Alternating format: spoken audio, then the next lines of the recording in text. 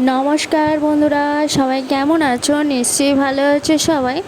আজকে আবার একটা ভিডিও নিয়ে চলে এসেছি, তোমাদের সাথে শেয়ার করব।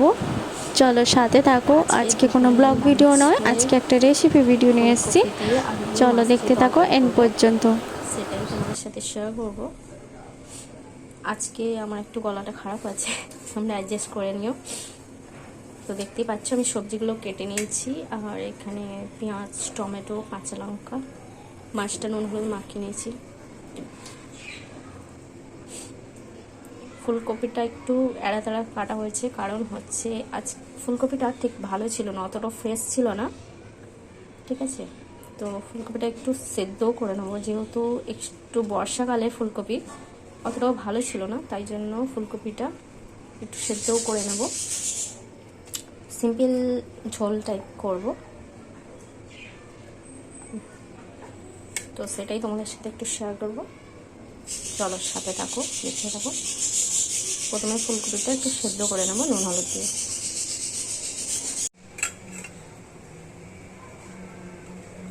এখানে দেখতে পাচ্ছ ফুলকপিটা সেদ্ধ করতে বসিয়ে দিয়েছি।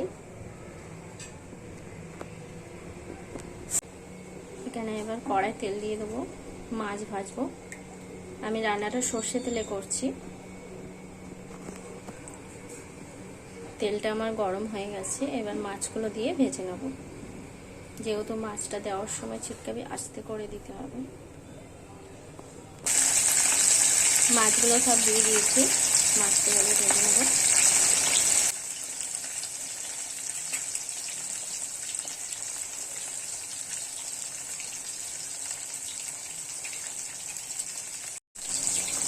মাছগুলো এবার উল্টে দেবো, যেহেতু এক সাইড হয়ে গেছে।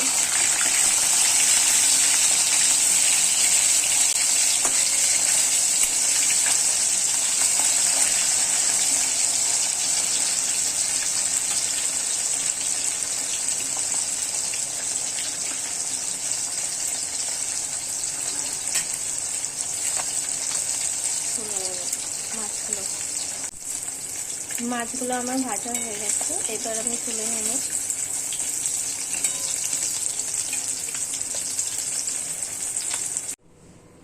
ফুলকপিটা আমার সেদ্ধ হয়ে গেছে, এবার ফুলকপিগুলো ভালো করে ফ্রাই করে নেব, অল্প অল্প করে দিয়ে।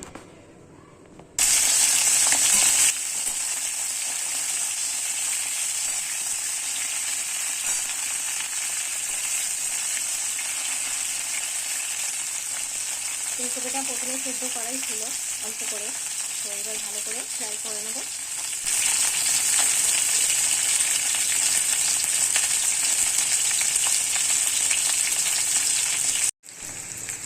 ফুলকপিটা আমার ভাজা হয়ে এসছে, এবার আমি আলুগুলো ফ্রাই করে নেব, দিয়ে সিম্পল মাছ দিয়ে ঝোল করবো। তো আজকের দুপুরে মেনুতে এটাই করছি, তো সেটাই তোমাদের সাথে একটু শেয়ার করছি। ওই তেলের মধ্যেই আলুগুলো ফ্রাই করে নেব।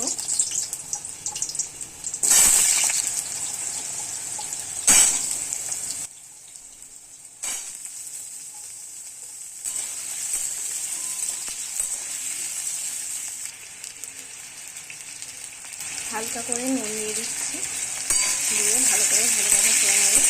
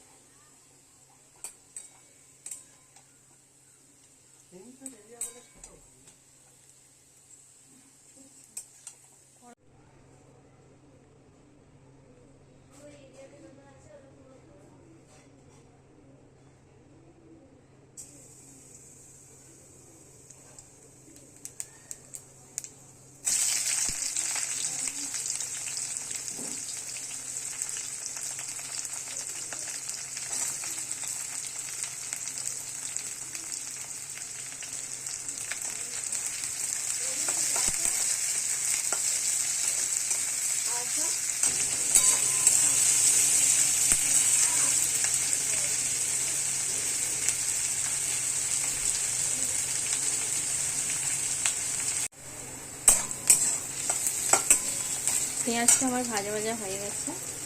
এবার আমি আদা রসুনের পেস্টটা দিয়ে দেবো।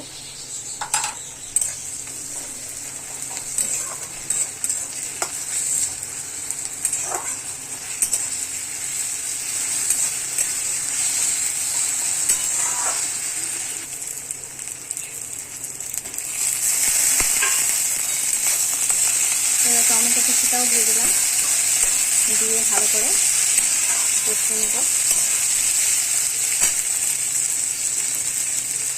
হালকা একটু নুন দিলে কি টমেটোটা ভালো করে গলে যাবে।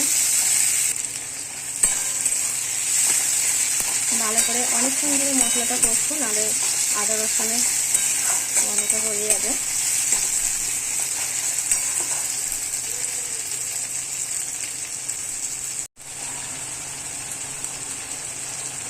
এখানে গুঁড়ো মশলাগুলো দিয়ে দেবো, যেমন হলুদ, লঙ্কা গুঁড়ো,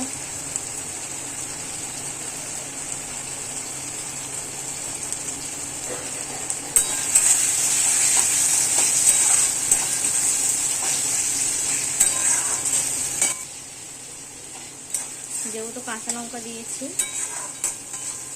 তো আমার ছেলে একটু ঝাল কম খায়, তাই জন্য ঝালটা কম দিয়েছি। টমেটোর মতো কাঁচা লঙ্কাও দিয়ে দিতে। নুন দিয়েছি, তো আবার একটু পরে দেব। ভালো করে মশলাটা কষিয়ে নিই।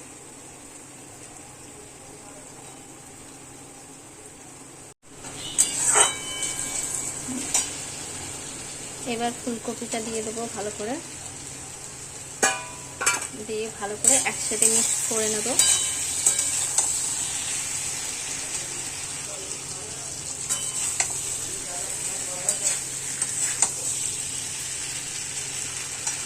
সাথে এবার আলুগুলোও দিয়ে দেবো।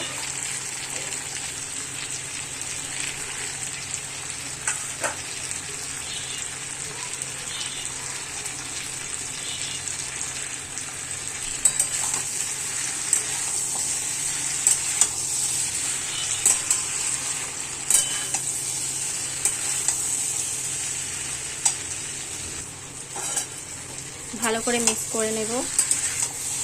এই তরকারিটাতে বেশ একটু কড়াইশুঁটি হলে আরও ভালো লাগতো, কিন্তু আমার কাছে তো এখন নেই, তো তার জন্য তোমাদের কাছে যদি থাকে কড়াইশুঁটিগুলো আরও ভালো লাগবে, সবুজ সবুজ কড়াইশুঁটি।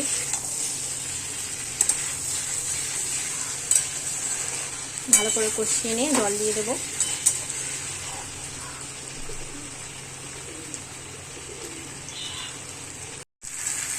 এবার আমি জল দিয়ে দেবো।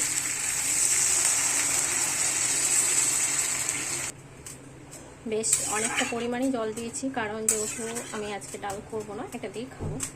তো তোমাদের আন্দাজ মতো তোমরা একটু জলটা দিয়ে দিও, পরিমাণ মতো জল নিয়ে তোমরা দিয়ে ভালো করে ফুটতে দেবো। এখানে আমার সব সবজিটা সেদ্ধ হয়ে গেছে। এবার আমি মাছগুলো সব দিয়ে দেবো।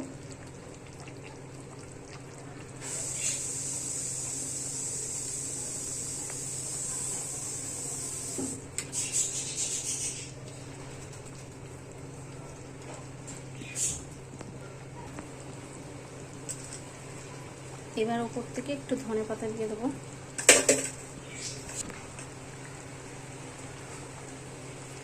আর একটু গরম মশলা দিয়ে দিচ্ছি। তোমরা যেমন গ্রেভি রাখতে চাও সেটাই রাখবে, কারণ আমি একটু ঝোল রাখবো। তো এবার স্ট্যান্ডিং টাইম দিয়ে বন্ধ করে দেব। চলো আজকের রেসিপিটা কেমন লেগেছে, যদি ভালো লেগে থাকে লাইক কমেন্ট করো। তো আজকের ভিডিওটা আমি এখানেই শেষ করছি, দেখা হবে নেক্সট ভিডিওতে। সবাইকে ধন্যবাদ।